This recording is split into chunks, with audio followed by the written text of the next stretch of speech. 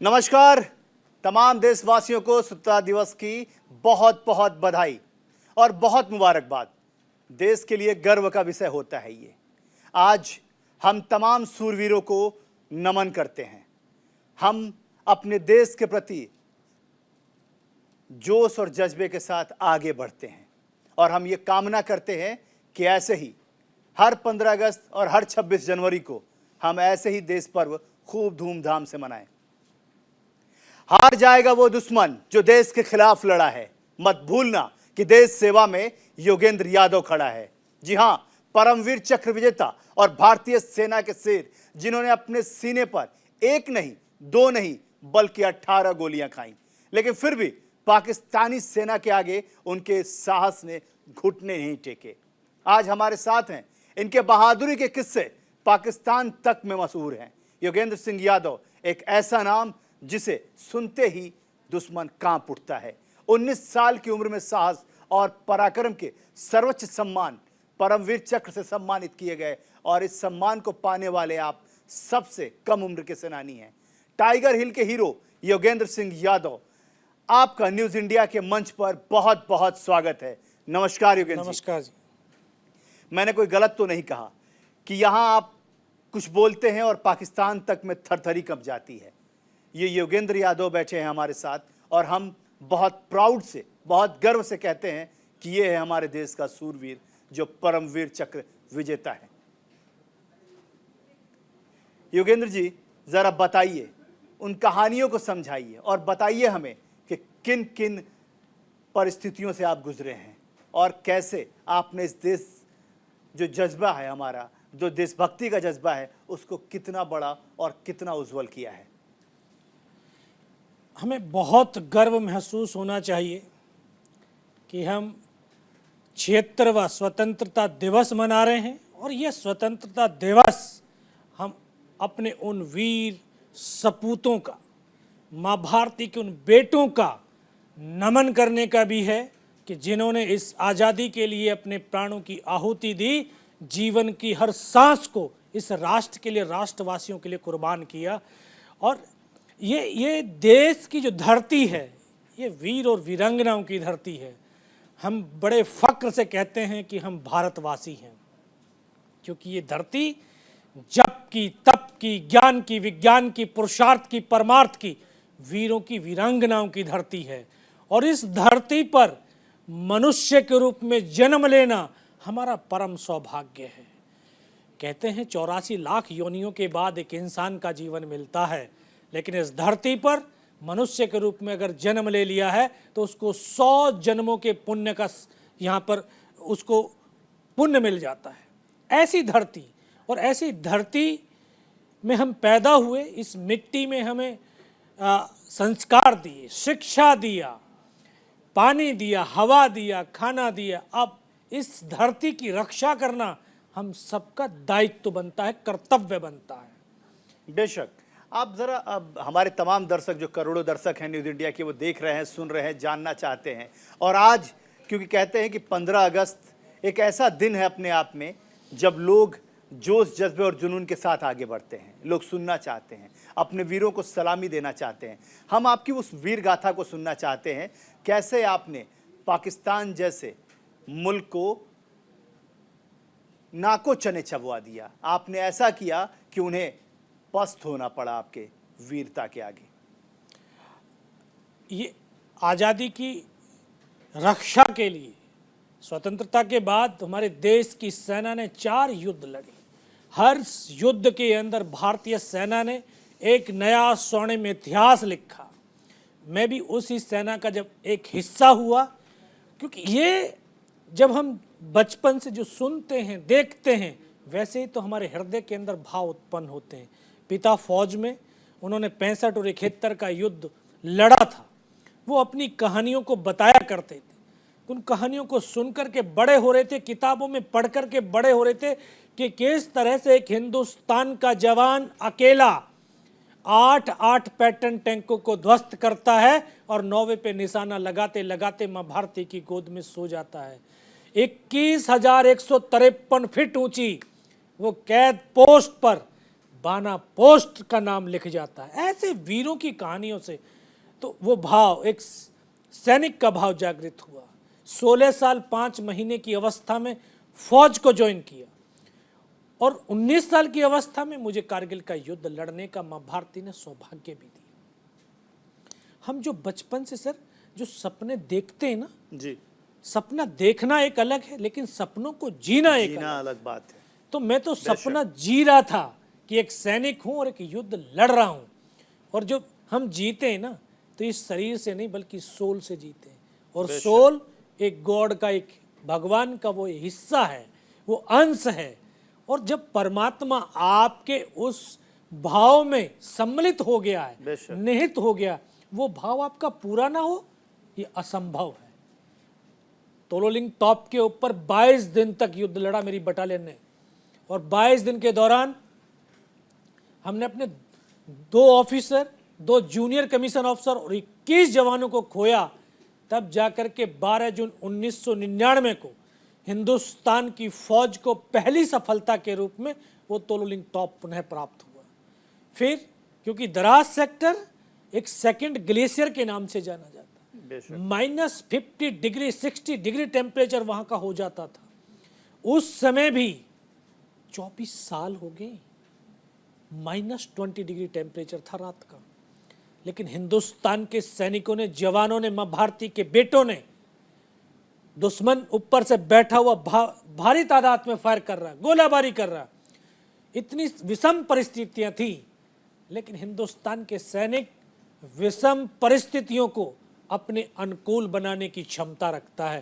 तभी तो उन्होंने कंधे से कंधा और कदम से कदम मिला करके उन पर्वत शिखरों के ऊपर बने हुए बंकरों को कब्रिस्तान बनाया।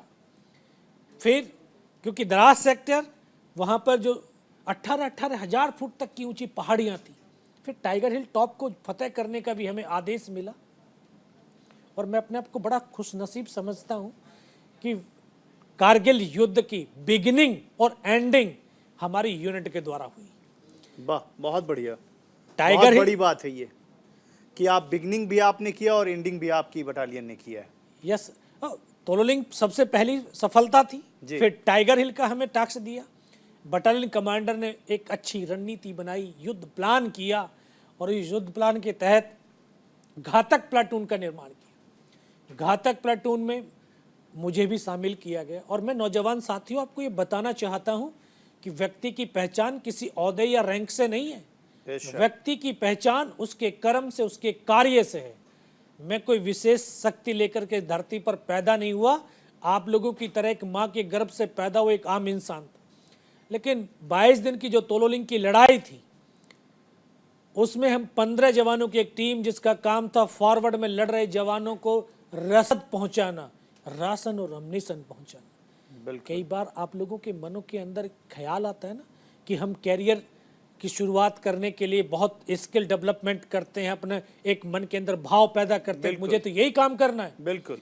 लेकिन कई बार आपको वो काम नहीं मिलता है तो आप हताश और निराश होते हैं। आप उस काम के अंदर कोई भी अपना 100% डाल ही नहीं पाते, तो काम की क्वालिटी कैसे बढ़ेगी?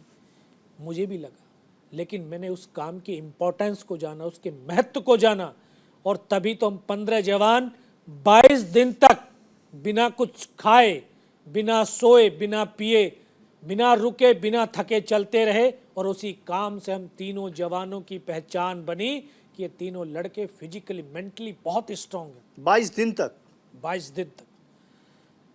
तब हमें घातक प्लाटून के अंदर शामिल किया गया, और घातक प्लाटून को टाइगर हिल टॉप के ऊपर सबसे पहले हमला करना था, और उन रास्तों का इस्तेमाल करके करना था जिन पर चढ़ना असंभव सा प्रतीत होता था। बिल्कुल 90 डिग्री के चट्टान के रास्तों से जाना था।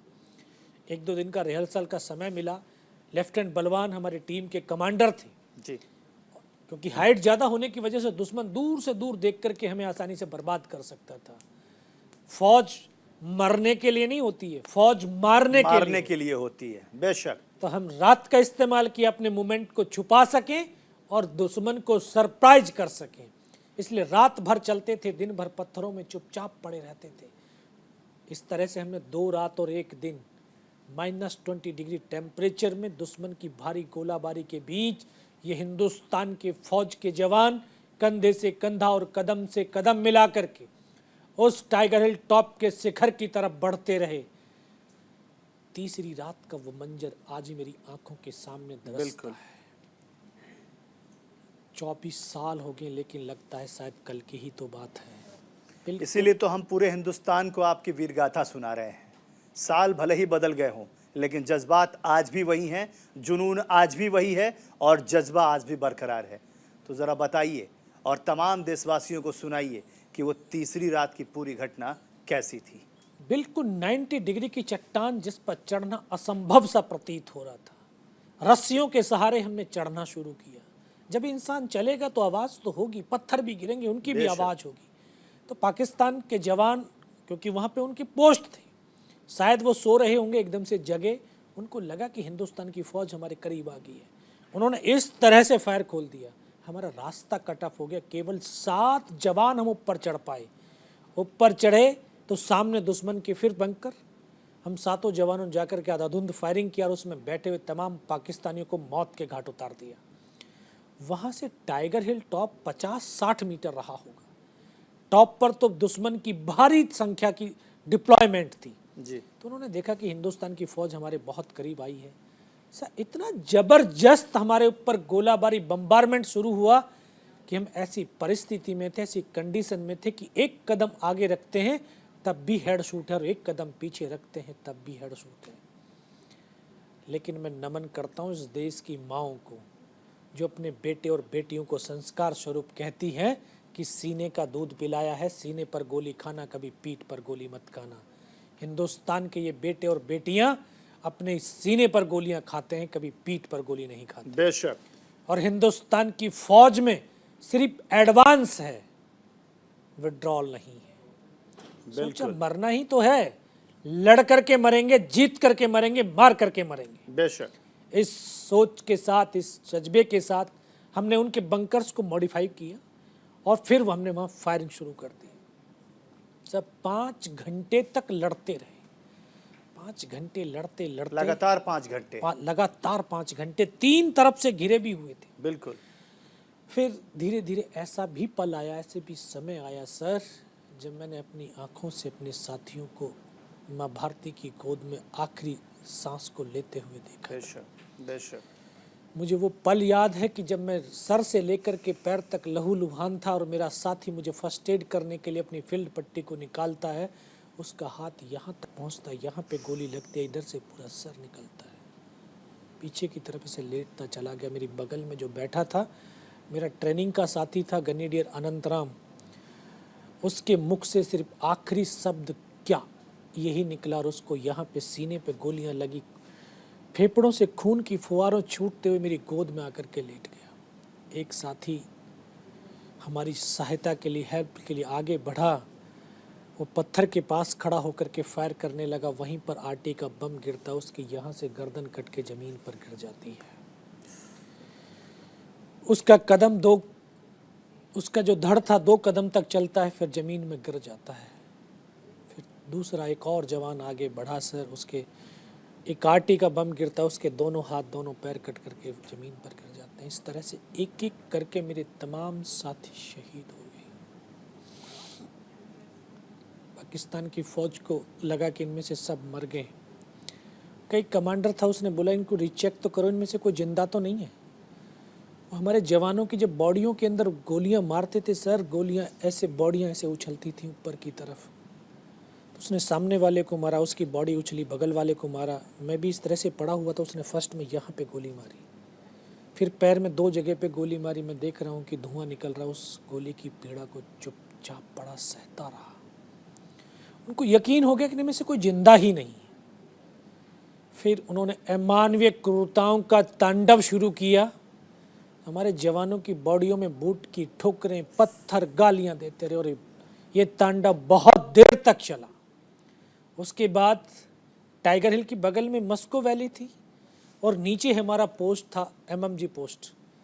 तो उन्होंने मैसेज दिया नीचे अपने बेस कैंप को कि नीचे जो हिंदुस्तान का पोस्ट है उसके ऊपर हमला कर दो। ये आवाज़ मेरे कानों तक पड़ी तो मुझे लगा तो आज तो मेरी पूरी टीम चली जाएगी। तब ऊपर वाले से एक ही प्रार्थना करी कि मुझे इतने जिंदा रख देना कि मैं अपने साथियों तक सूचना दे सकूं। चुपचाप पड़ा था, चारों तरफ मौत ही मौत थी। काफ़ी देर के बाद उनके कमांडर ने बोला कि इनके हथियार उठा लो।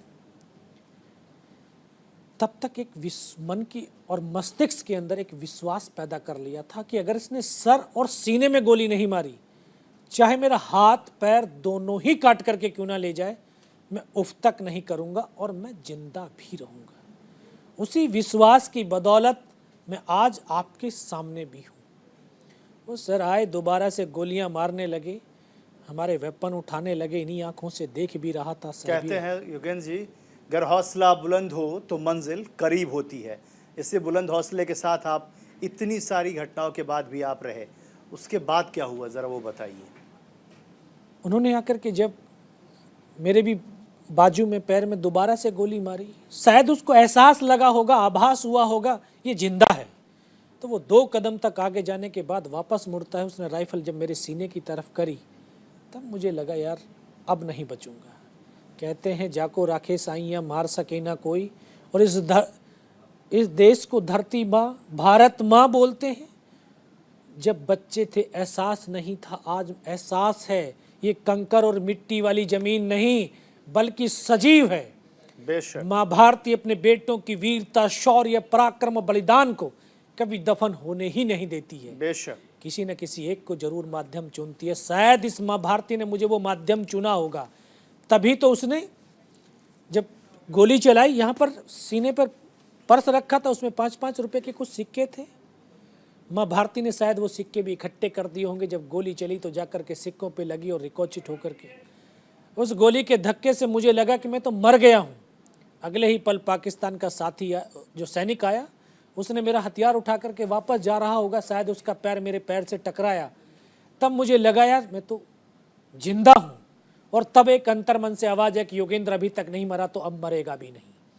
मेरे पास एक हैंड ग्रेनेड बचा हुआ था, मैंने उस ग्रेनेड को इस तरह फेंका तो उसके कोट के अंदर जो हुड लगा हुआ था, हुड के अंदर वो ग्रेनेड गिरा। जब तक वो ग्रेनेड को निकाल पाता, ग्रेनेड फट गया, उसका यहाँ से पूरा सर उड़ा और वो हमारे ऊपर आकर कैसे गिरा। उनमें उस धमाके से पाकिस्तानी सैनिकों में खलबली मच गई, दहशत हो गई कि इनमें से कोई जिंदा है। कुछ बोले जिंदा नहीं, नीचे से रिइंफोर्समेंट आ गई। वही एक मौका था मेरे पास। मैंने दोनों हाथों से उसकी राइफल को उठाने की चेष्टा करी, लेकिन ये हाथ तो हिला ही नहीं। इस हाथ की पूरी हड्डी निकल के बाहर थी। सिर्फ एक हाथ से राइफल को उठाया, वहाँ से ऐसे फायरिंग किया और 4-5 पाकिस्तानियों को मौत की नींद सुलाया। फिर इसी हाथ से पलटा खाया, दूसरे पत्थर से, तीसरे पत्थर, 4-5 जगह से फायरिंग किया। तो उनको लगा कि यहाँ पर अकेला कोई नहीं है, नीचे से रिइंफोर्समेंट आ गई। फिर उनके पैर उखड़ के भाग खड़े हुए वहाँ से। 4-5 मीटर तक घिसटता, रेंगता, फायर करता उनके पीछे गया। 4-5 मीटर जाने के बाद देखता हूँ सामने तो उनका लंगर चल रहा है, उनके लिविंग टेंट लगे हुए, उनकी वेपन की डिप्लॉयमेंट, और सब कुछ छोड़ करके भागते हुए चले जा रहे हैं। कुछ देर वहाँ रुकने के बाद सर जहन के अंदर उस समय पागलपन एक ही था कि अपने साथियों को बचाना, अपने पोस्ट को बचाना है। फिर वापस खिसटता, रेंगता अपने उन जो शहीद सैनिक थे वहाँ तक पहुँचा। बिल्कुल। तो चारों तरफ डेड बॉडी पड़ी है। सर अपने एक एक साथी को देखने लगा तो किसी का पूरा सर फटा हुआ था, किसी के पूरे फेफड़े निकले हुए थे। 8-7 मीटर के इलाके के अंदर लाशें ही लाशें पड़ी हुई थी। 19 साल का लड़का उन्हीं डेड बॉडियों के बीच पड़ा हुआ था। निराश था लेकिन हताश नहीं था। बेबस और लाचार जरूर हो गया था, निराश और हताश नहीं हुआ था। जब आंख खुली देखा चारों तरफ बर्फ ही बर्फ, पहाड़ी पहाड़। फिर सोचने लगा कि हिंदुस्तान किधर है, पाकिस्तान किधर है, जाना है तो कहाँ जाना है। बेशक, बिल्कुल। सर उस वक्त कुछ भी समझ में नहीं आ रहा होगा। कुछ भी समझ में नहीं आ रहा था। फिर अपने आप को जानने की कोशिश करने लगा। हम अपने आप को जब जानते हैं ना, अपने आप से कनेक्ट होने की कोशिश करते हैं तो अपनी सोल से कनेक्ट होते हैं, और जब सोल से कनेक्ट होते हैं तो उस गॉड से कनेक्ट होते हैं। निश्चित। मैं शायद उस समय अपनी सोल से कनेक्ट हुआ हूँगा और अपने गॉड से कनेक्ट हुआ, तभी तो मुझे आवाज़ है कि बेटा इस नाले से नीचे की तरफ चला जा। मैं आश्चर्यचकित हुआ, विस्मित हुआ कि यार कौन है, दिखाई तो कुछ दे नहीं दिया, सिर्फ आवाज़ सुनाई दे रही है। ये हड्डियाँ निकल गई बाहर, दर्द होने लगा, असहनीय पीड़ा होने लगी। बेशक। हाथ को बांधने की कोशिश करने लगा, बंध नहीं पा रहा था। फिर इसको तोड़ने की चेष्टा करी, टूटा भी नहीं, कमर पे फेंका, बेल्ट में फंसाया। फिर आवाज आई, योगेन बेटे इस नाले से नीचे चला जा। फिर मुझे लगा कि कोई ना कोई शक्ति, माँ भारती शायद खड़ी हो जाए, वो कृष्ण मुरली वाला खड़ा हो, उसने आवाज़ दी है तो ज़रूर उसने सही रास्ता बताया। 500 मीटर पत्थरों में रोल करता नीचे आया। फिर अपने साथियों के पास जब पहुंचा तो लहूलुहान था, लथपथ था, कपड़े फटे हुए थे। कोई नहीं कह रहा था कि जिंदा रहेगा, सबको था कि थोड़ी बहुत देर के बाद में मर जाएगा, लेकिन मेरे अंदर विश्वास था कि मैं जिंदा रहूंगा। उनको सूचना दी, कमांडिंग ऑफिसर के पास पहुंचा, शाम हो गई, दिखाई देना बिल्कुल बंद हो गया। उन्होंने फिर उनको इन्फॉर्मेशन दिया। उन्होंने पूछा, बेटा जवान की रिक्वायरमेंट मका साहब फील्ड पट्टी और अम्नेशन की है, क्यों खाने के लिए नहीं चाहिए? सब 72 घंटे हो गए थे हमें। एक बड्डी पियर शरीर में पार्ले जी वाला बिस्कुट का पैकेट था, आधा बिस्कुट का पैकेट खाया था सर। 72 घंटे में? 72 घंटे में। इतना कहते कहते पूरी इन्फॉर्मेशन देने के बाद फिर डॉक्टर ने कौन सा इंजेक्शन लगाया, फिर पता नहीं। 3 दिन बाद होश आया, पता चला कि श्रीनगर हॉस्पिटल में हूँ। और वहीं पर मुझे सूचना मिली कि उसी रात को टाइगर हिल टॉप के ऊपर विजय पताका फहरा दिया और टाइगर हिल की जीत के बाद कारगिल युद्ध का यू टर्न हो गया, सीज फायर हो गया। और फिर आज हम 26 जुलाई को कारगिल विजय दिवस के रूप में मनाते हैं। 16 महीने हॉस्पिटल में रहा और फिर उसके बाद भारतीय सेना में गया और 25 साल सेवा करने के बाद सेवानिवृत्त हुआ हूं, लेकिन अपने कर्तव्य और दायित्वों से निवृत्त नहीं हुआ। मेरा जीवन, मेरी ये हर सांस अपने राष्ट्र के निर्माण में, युवाओं को राष्ट्र के लिए, प्रेरणा के लिए अपने आप को मैंने समर्पित किया हुआ है और जीवन आखिरी सांस तक मैं समर्पित करे रखूँ। ये पूरी कहानी इस देश के तमाम युवाओं के लिए है। ये बेहद जानना ज़रूरी है कि हमें आज़ादी यूं ही नहीं मिली है। इस आज़ादी को कितना सहेज के रखना है, ये भी तमाम युवाओं को जानना बेहद ज़रूरी है। इसके लिए कितनी जंगें लड़ी गई हैं, कितनी जाने गई हैं, ये भी जानना बेहद ज़रूरी है।